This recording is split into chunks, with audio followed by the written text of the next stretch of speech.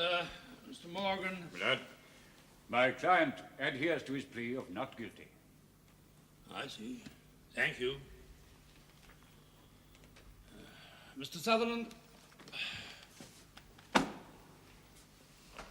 Constable Maringi.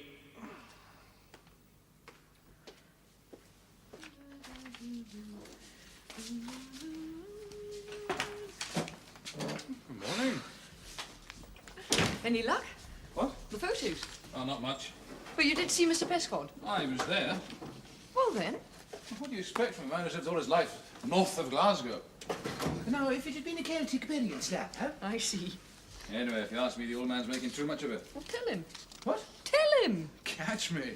More to this than meets the eye, Mr. Duffy. That's enough for me. You are learning, aren't you? Aye, the hard way. Where is he? Is court sitting yet? About 10 minutes ago. I better pop over and see him. I thought Sheriff Robertson was ill. He is. They sent a substitute. A rather unhappy substitute. A substitute who likes fishing. Right. A substitute who has an ulcer. Right. A substitute named Durwood. Right. That'll please the old man. Wrong. Oh, but didn't Mr. Pescod say anything? Vaguely Easter. As if we didn't know. No, he's going to look it up in the catalogue one day. Constable Maringi, tell the court who was present in the shop when you entered it. Detective Constable Palfrey, sir, the proprietor and the accused. Nobody else? No, sir. Very well. Tell us what happened. I asked the accused what he was doing there. Why on earth should you do that? Hey, I was coming to that, my lad. Perfectly ordinary customer in a perfectly ordinary shop. Quite so, my lad. So you asked the accused what he was doing there. Why? I thought the accused had a suspicious look about him, sir, and I knew the shop had a certain reputation. Reputation. Now, what sort of a reputation? The proprietor had several convictions for resale of stolen property, my lord, and Detective Constable Palfrey was at that very moment taking him into custody again. Oh. I see. How did the accused react when you spoke to him? He looked shocked, sir. He said, "Oh, my God," and went pale as death. Then he attempted to strike me. To strike you? Only a light blow, my lord, more fear than anger. Then he attempted to run away. But he did try to strike you. Now, you're perfectly sure about that, are you? He pushed me in the chest and started to run. Don't you see, man, he was trying to push past you now, isn't that it? No, my lord, it was a definite blow, but a soft one. Thank you, Mr. Sutherland. I'm obliged, my lad. Tell us what happened then. He tried to get to the door, sir, but I was too quick for him and grabbed him and told him to empty his pockets. Huh? I suspected he might be in collusion with the proprietor. Did you find anything in his possession which might account for his attempting to escape? Yes, sir. There was 3 wristwatches, 1 fountain pen, 2 female scarves, and a sort of pendant about so big. Did he say how he'd come by them? He started to explain, sir, but he was in such a state. Did he claim they were his own? In a manner of speaking, sir. One moment, Mr. Sutherland, would you enlighten me? Is the accused being charged with theft or with resisting arrest? Resisting arrest, my lad. I see. Then perhaps you'll be so kind as to adhere to that charge alone, please. Morning, Inspector. Didn't expect to find you here. We've got old Bobby Payne coming up for reset in a moment. Well, who's up now? Young Stevie Sampson, resisting. Oh, I thought it would be over in a flash. You don't be so patient. I'm not so sure there's something of a hold-up. Ah, so I heard. Durwood does not like being brought in at short notice. No, I think his ulcer's playing him up too, so plenty of my lads to butter up his dignity. But there's something else besides that. What then? They've got Chester Morgan defending. Chester Morgan? Aye. Well, I'll be damned. Well, I wouldn't like to pronounce on that, but I thought you'd be as surprised as I am. What did the Fiscal have to say? Oh, I didn't hear, but I saw his face, and that was enough for me. Now, who's paying for him? Stevie Sampson? Oh, no. Laddie hasn't got a brass farthing to his name. Well, who then? Legal aid? No, I checked. Well, who's footing the bill for such a petty charge? Well, that's what I'm wondering, and I can't help thinking that's what the Fiscal's wondering, too. Now, Constable, I would like to go back to this matter of a blow you say the accused dealt you, if you don't mind. No, sir. You mean you do mind? Yes, sir. I mean, no, sir. Oh, do get on with it. Yes. Both of you. Yes, my lad. Now, you said, in your own words, it was more a push than a blow. Well, sir. Well, those are your words, are they not? Well, yes, sir. Yeah. Now, I put it to you... Go to the museum, man. I saw Fiscal. What the hell's he doing here? What did Fiscal say? Nothing very much, just that it probably came from Asia. Astounding. May the good Lord preserve us from experts. Intent. Look, find out more about Stevie Sampson. See his employer, his wife, anybody. Now, Find out who's paying for our learned friend from Glasgow. when you Why first so keen to get approached him off the hook? accused, Right. with your remarks about Mr. Robert Payne's little shop, you said that he reacted emotionally with an exclamation of horror. He said, "Oh my God, sir." Exactly. What is that but a cry of horror? Is that not the sort of reaction you might expect from an innocent man upon realizing that he had walked quite unknowingly into a nefarious situation? Well, sir, Yes? Yes. Now, I put it to you, Constable, that those words, "Oh, my God," can be said in a number of different ways, indicative of a number of different reactions. A frightened man may say it, but then so might an angry man, an offended man, a pained man, a man, in short, unjustly accused of a criminal act. Or there again, it might be the reaction of a hardened criminal, a man well used to confrontation with an officer of the law, a man who knew that that confrontation... Is it finished? Well, finished. It's only just beginning. That's what I was afraid of.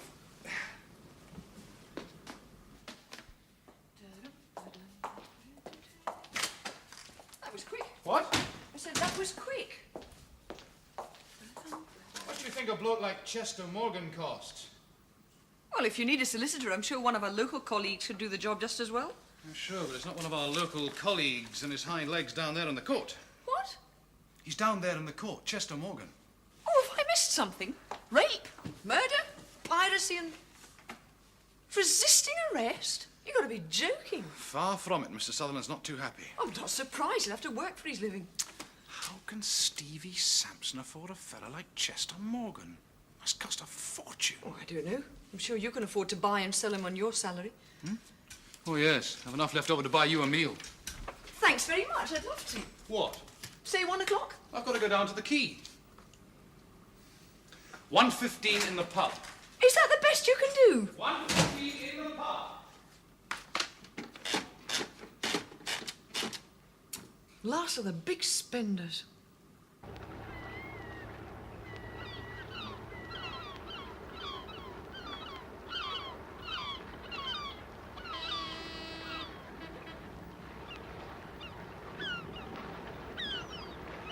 Mr. Marlett? Stevie Sampson, is that it? He works for you. And what of it? There is nothing wrong with working for Samuel Mowat, I will have you know. No, I didn't mean to suggest... Many's the time I've told that Fiscal of yours, if there was more folk like Samuel Mowat, there would be less call for people the likes of him. I bet you like that. Mr. Marlett, this calls no reflection on you. Why? It's Stevie Sampson we're interested in. And isn't he one of my men? He works on one of your boats. Granted. Which one, usually? The Dun or the Mac? Does it matter? One puffer's just like any other. Fish heads, coal knobs, and vomit in the galley. Is he a good worker? They're all good workers. And they're all good-for-nothing, lazy, tinker cast-offs. Stevie isn't so bad at that. Hardly a mental giant, but a good heart nevertheless. He's in trouble in the court. So I've heard. Resisting arrest! Ha ha! Didn't make me laugh. He couldn't resist an attack of the hiccups. And a good day to you, sir.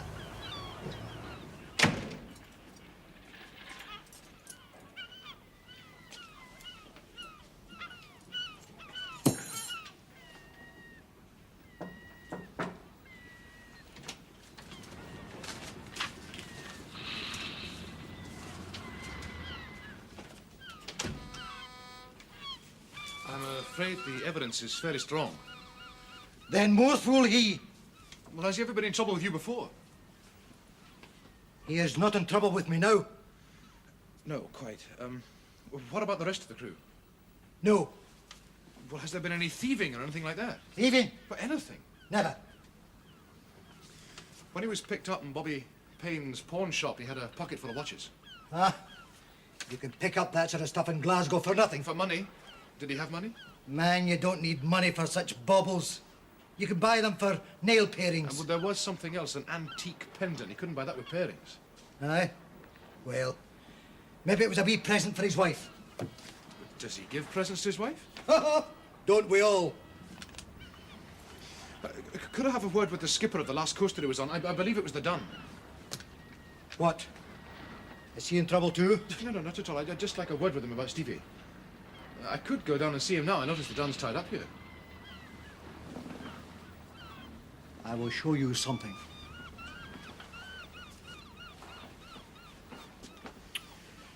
That's my daddy. And that's me, at the age of 5. Down the road you could buy coconut, penny a bit. Great days.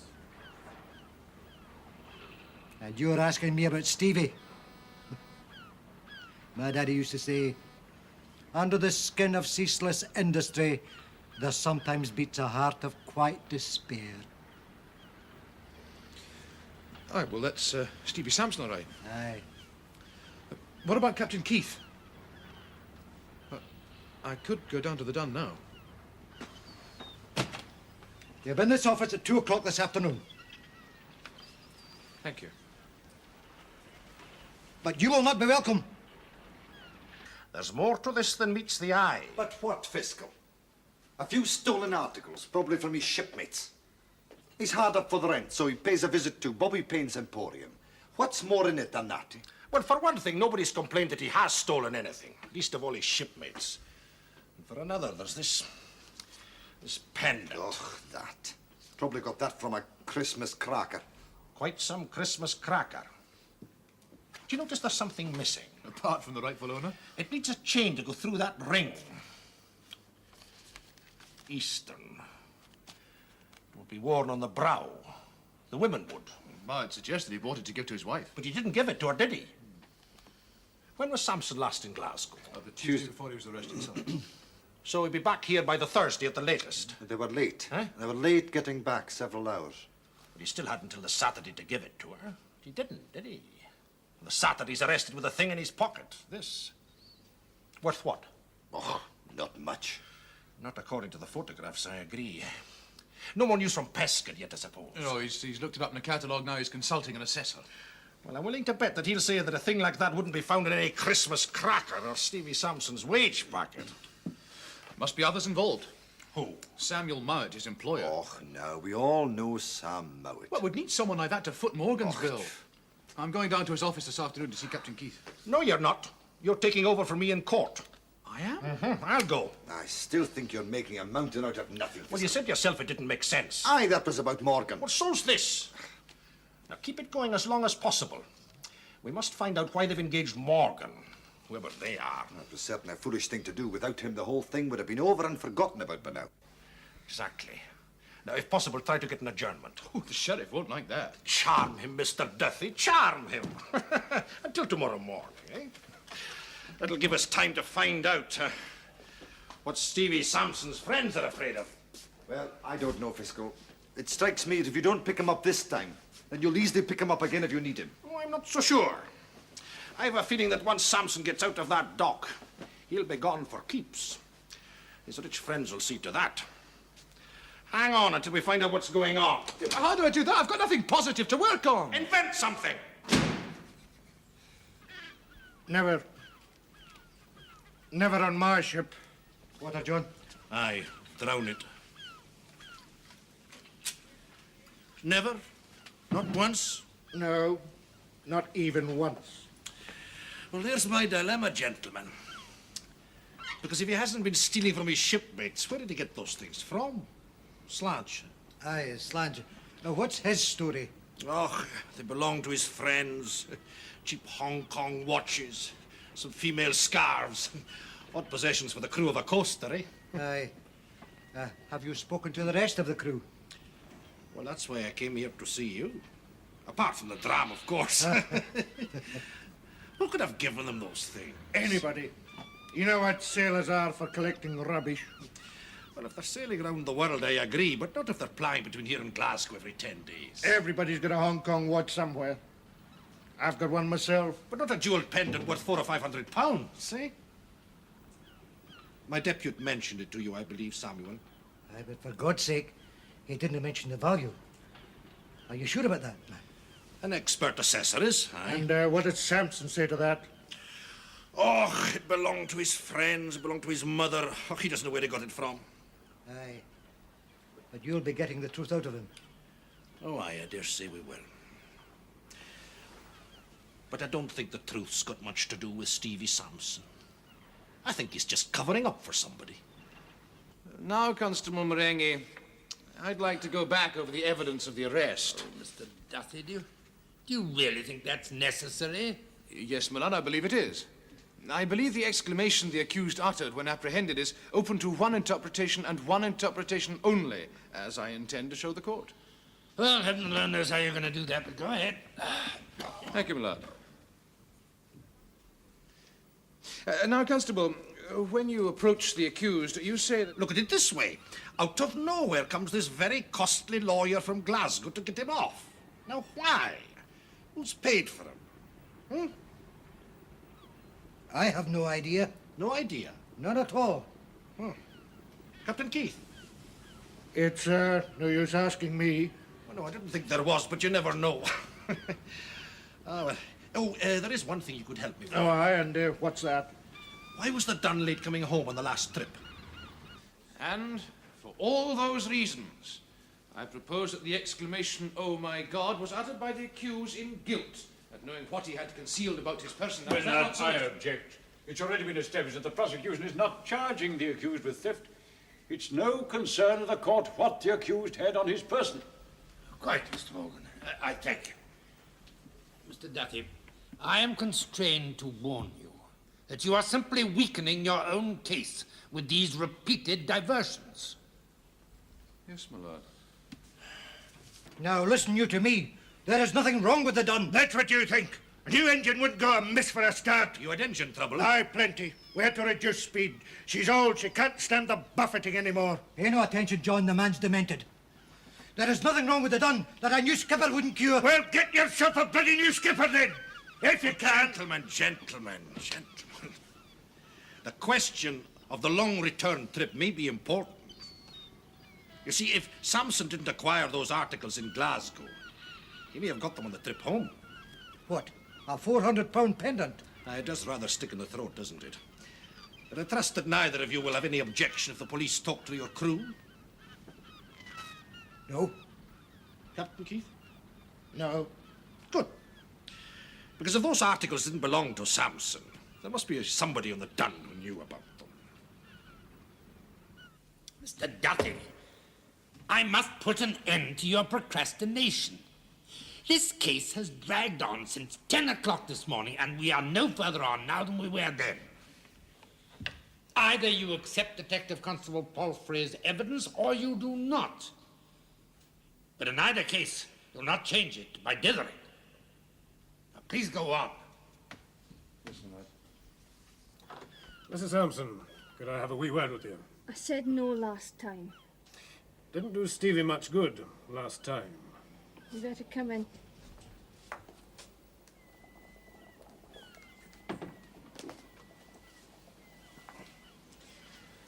Children at school? Is it them you want to see me about? Last time I was here, they called me the bogeyman. I heard. They don't mean any harm.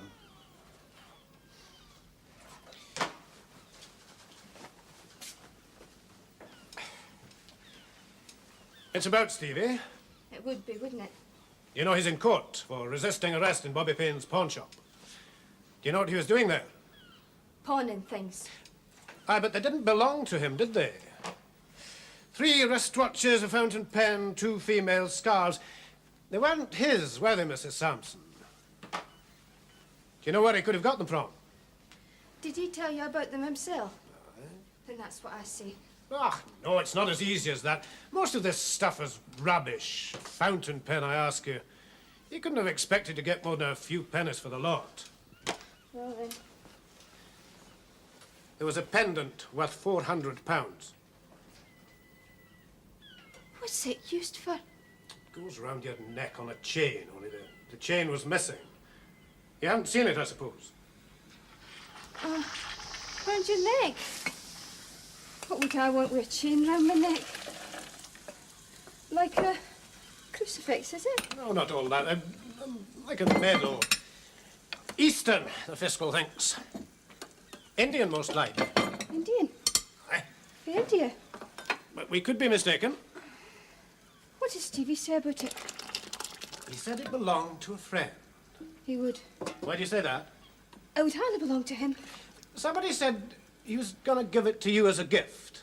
What would I want with a thing like that? That's what I was wondering. If he'd have given it, I'd have worn it.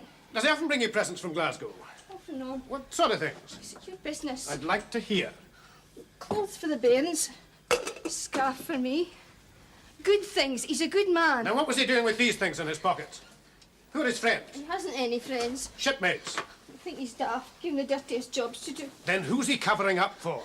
We'll have the both of us in the bairns. Whatever he does, that's what it's for. So, he was pawning a stolen pendant for you, was he? Well, I'm sorry to hear it, because you'll go to prison, you know that. And what will you do then?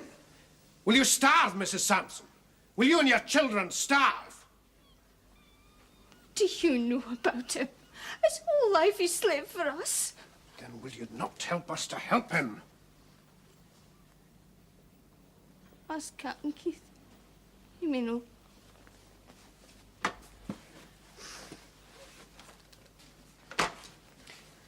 Was that one of the scarves he brought you? It's not from this country. It's not stolen. Not from Europe either. When did he give it to you? I can't remember. Last week when he came back from Glasgow. No, he gave it to me for Christmas 7 months ago. Well, that's good, isn't it? Is that what he wanted? Fine, fine, I'll tell him as soon as he comes back. And adjournment until tomorrow. Hey, how did you manage to drag it out?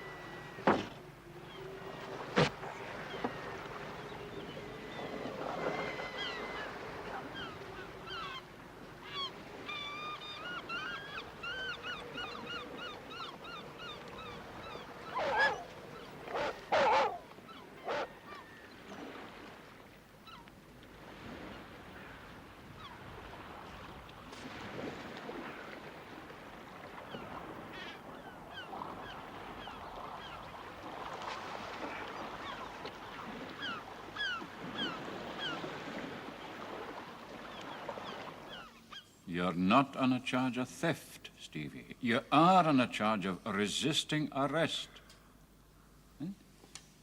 The Fiscal is not allowed to question you about the things you had in your pockets at the time of your arrest.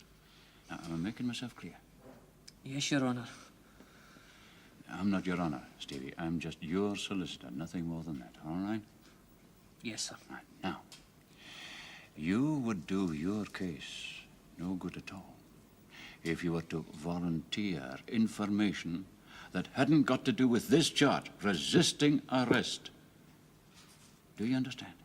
I never meant to hurt anyone, sir. If No one was hurt, Stevie.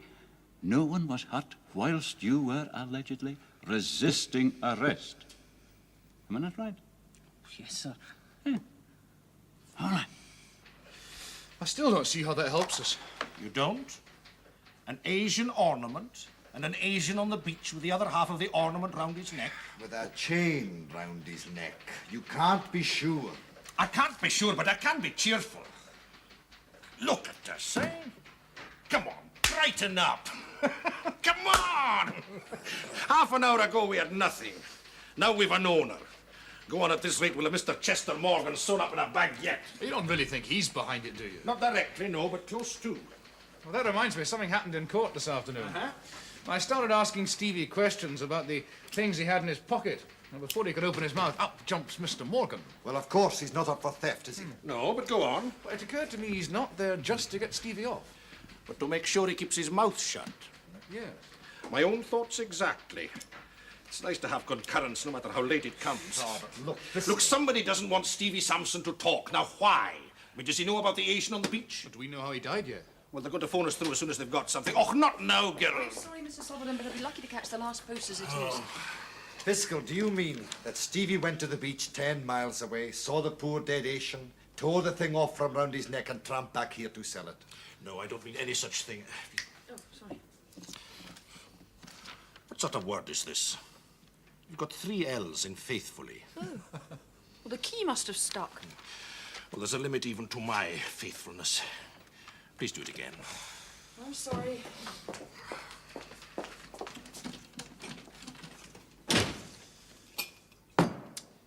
Fiscal, what do you mean, then? Look, how many coincidences do you need, man?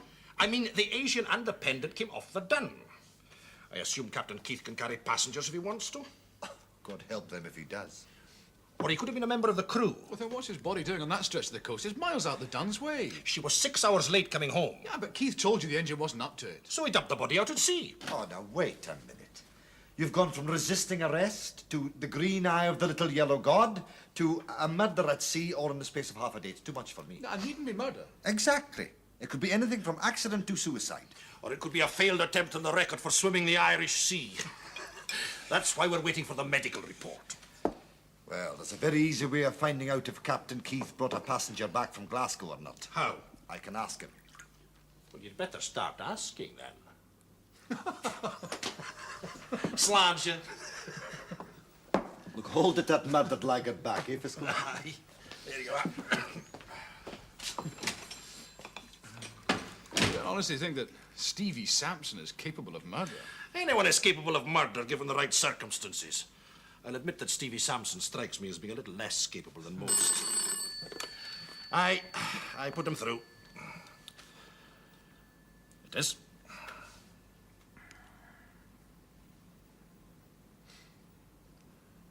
Are you sure? Thank you. Aye, let me know if there's anything more.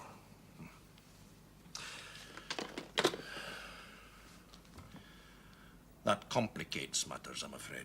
How? The medical report. Oh, he drowned all right. But it appears that he would have died within a few hours anyway, from smallpox.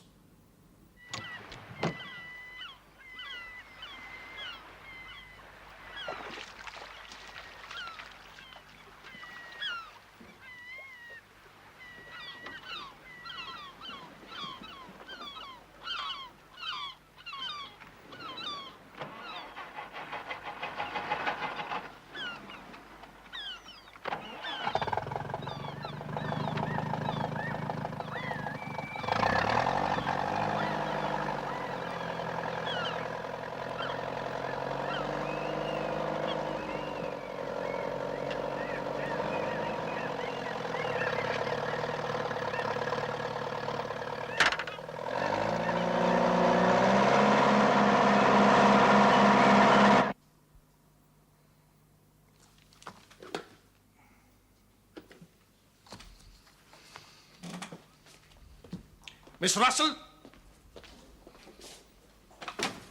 Phone the medical officer of health. I think we'll be anywhere there at this hour. Find him, girl, find him. He must be somewhere. If you can't get him, phone every hospital between here and Glasgow. And I want Mr. Duthie. Tell him to meet me at the quay. But Mr. Sutherland... You might have knocked. I am talking to my client. Oh, sorry, sir.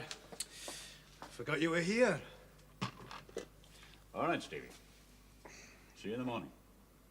Remember what I said.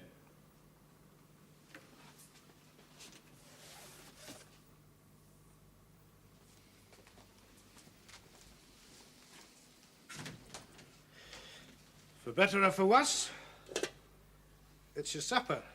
Tea's all right. 3 sugars. I remember you had a sweet tooth. A solicitor could have done with a cup of tea. He didn't look too happy, and that's a fact. A friend of yours? Yon grand lawyer. Is he a friend of yours? Must be costing you a pretty penny. Oh, come off it, lad. You're not in such serious trouble yet. Resisting arrest, well, you might get a few pounds fine. But there are storm clouds gathering over that stuff you had in your pocket. That pendant, now, did it belong to you? Then it belonged to somebody else, is that it? Well, if it didn't belong to you and it didn't belong to somebody else, where did it come from? It were mine. Yours? It were gift to me. Gift to you? A £400 pendant. Now, who'd give you a thing like that? Someone from Glasgow, a shipmate, the Asian gentleman on the Dun. There was nobody on the Dun. Nobody? Nobody. Will you swear that when the Dun came back from Glasgow, there was nobody there who hadn't been there before?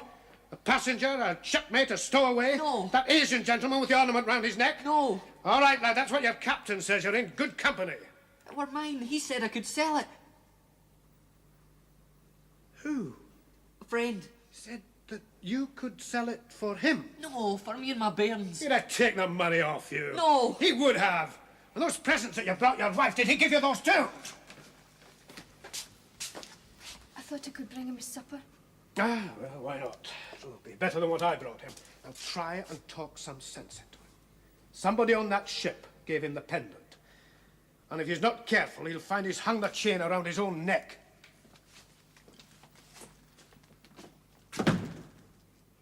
Who? Someone's paid to keep his mouth shut. Now who? It's not me. But he works for you.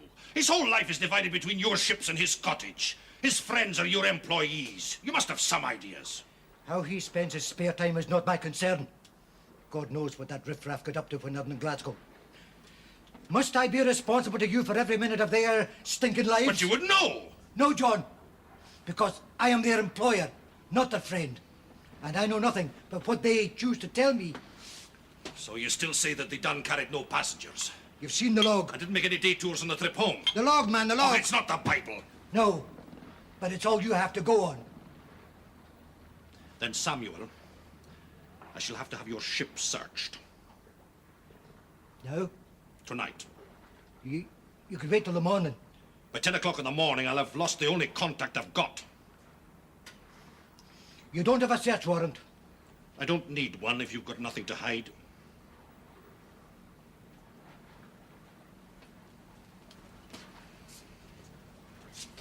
You know what happened to Samson in the Bible, don't you? He pulled down everything with him.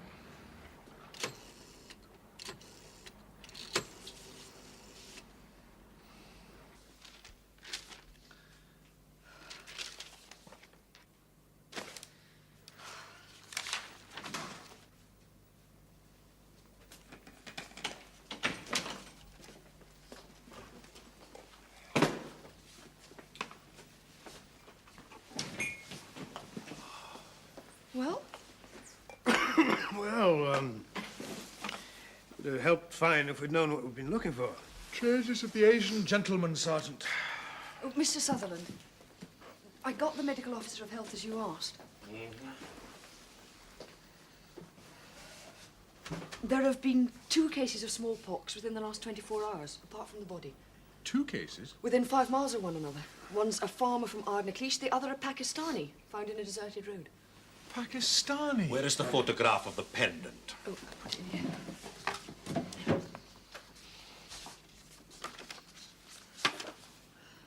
Pesca should stick to the Gaelic. Why? That's Arabic, not Hindustani. Do you see the text in the centre? Well, in fairness to Pesca, he did say Eastern, nothing else. Oh, he should have told us. Do you see? I'll take your word for it, sir. What's the difference? Well, Hindustani would mean that the owner was probably Indian, but Arabic means he was almost certainly a Muslim, a Pakistani. 2 Pakistanis? 2 we know of. And a Scots farmer from Ardnacleash. Well, any farmer from Ardnacleash, Scots or otherwise, would also be a fisherman. With a boat. 3 cases of smallpox in a radius of 5 miles. And 1 definitely connected with Stevie Sampson. Well, all right, then probably connected with Stevie Sampson. And there's a link with the Dun, the fisherman with the boat. Sir, the farmer who may have a boat. Oh, don't be pedantic, Sergeant. Illegal immigrants. But coming from Glasgow to here? Sir, pedantic it may be, but who would want to smuggle Pakistanis halfway around the world to Glasgow and from there to Ardnacleash. A not unreasonable question, Sergeant. In spite of the flowery prose of our tourist office, I agree it could hardly persuade the poor of the world to congregate here en masse. We've overlooked the obvious, haven't we? The outward journey, not the homeward. Precisely. Just because they've all turned up in this area doesn't mean that this area was their destination. No. More likely a transfer point. Here.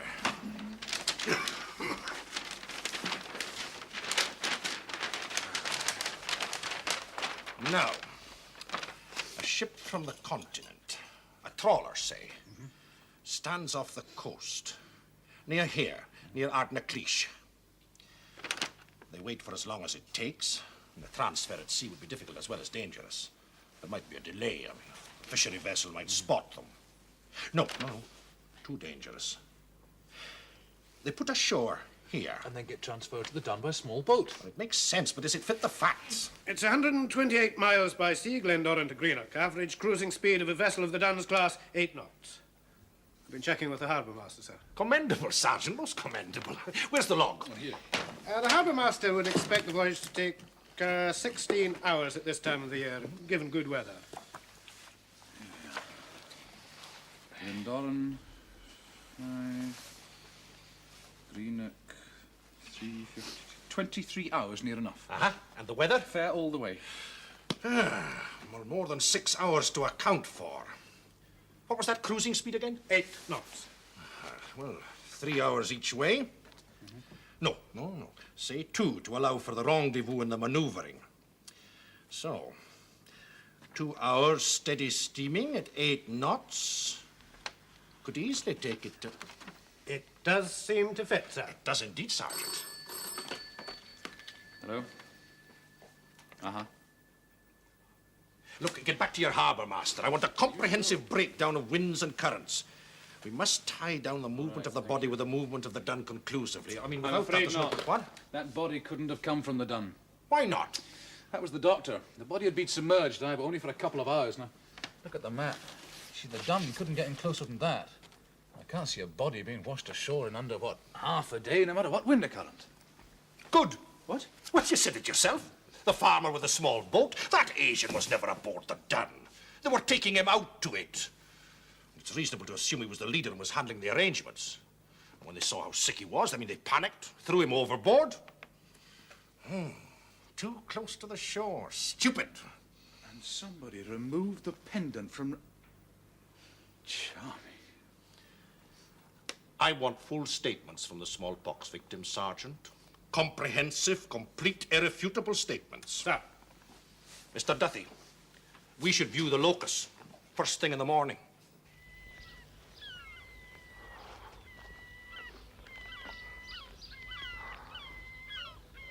There's no curry and rice. Not even a conventional sari.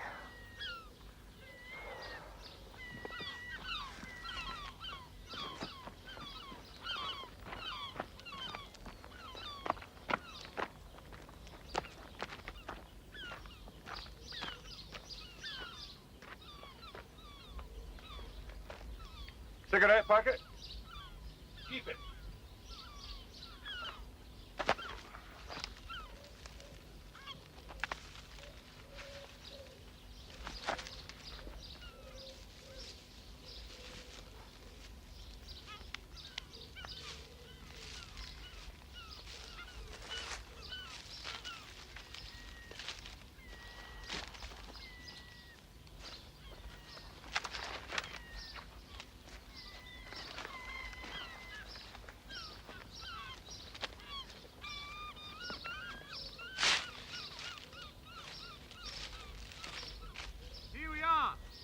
Down here.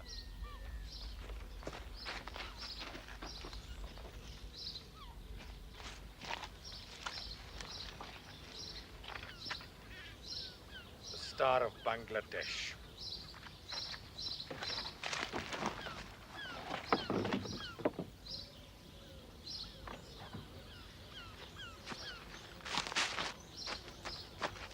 Anything? Footprints, lots of them. All leading in that direction. Come on.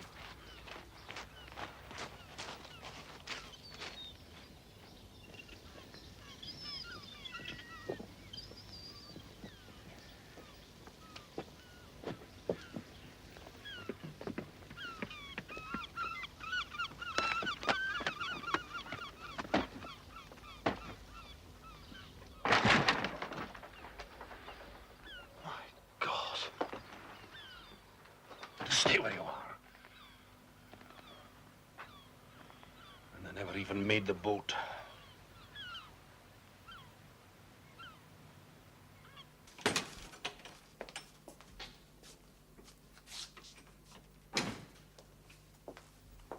Mr. Sutherland? They've confined the outbreak. I've just spoken to the MOH. Well, at least they're receiving attention now. Confined the outbreak. How? I know he hasn't, and so do you. The crew of the Dun, all of them in Glasgow. Spreading the disease, carrying it in the biggest city in Scotland, and I can't do a thing. I'll phone the MOH again. What are you going to tell him? There's no proof. We can't prove the crew were in contact with the victims. Try telling them they must have vaccinations. Because if they accept, it's tantamount to a confession. Well, at least we know they're responsible. Of course they're responsible.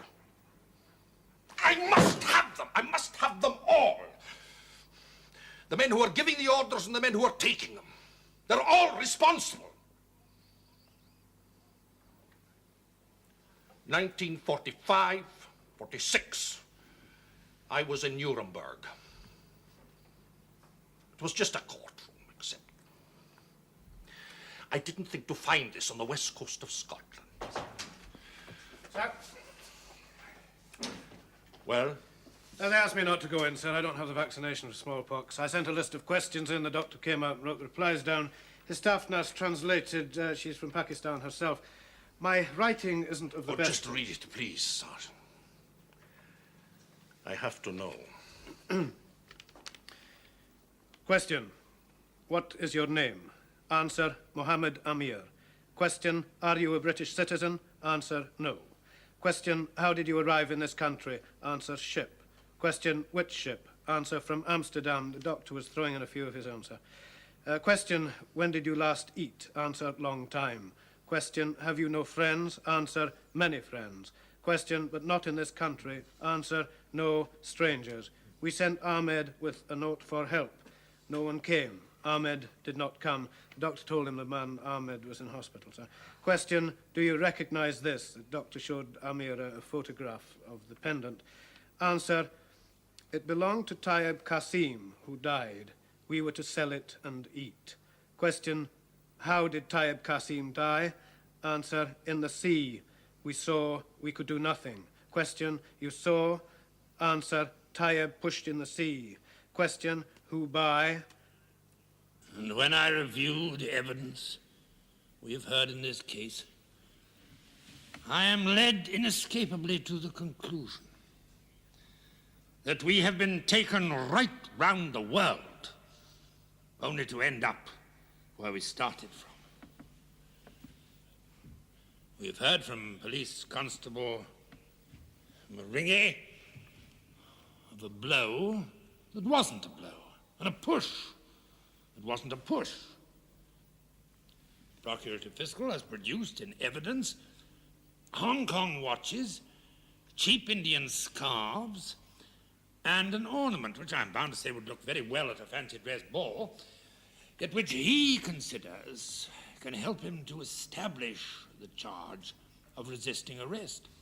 But mark you, it is not of sufficient value to initiate a charge of theft. The accused, we've heard, is a young man of good character. And I'm bound to say that his plea that he was about his lawful occasions in entering the shop of Robert Payne, to me, has the hallmark of truth. In view of all this, I have no hesitation in finding the accused not guilty. Thank you, sir. I feel bound to record my own personal regret that so much time has had to be spent on uncovering the obvious. Court.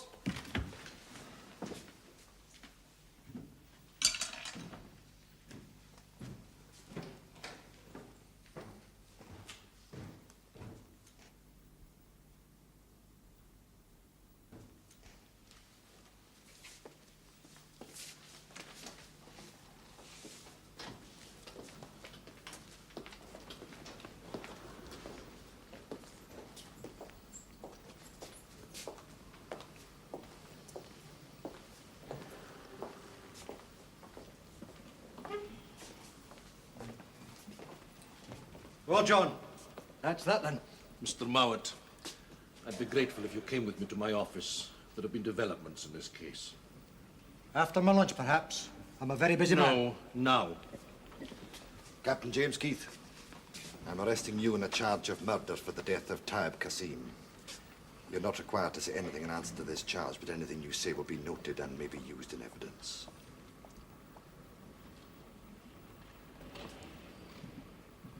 He would have died anyway. We'll see about that when the time comes. There'll be other charges also against you and the rest of the crew. The crew acted under my orders.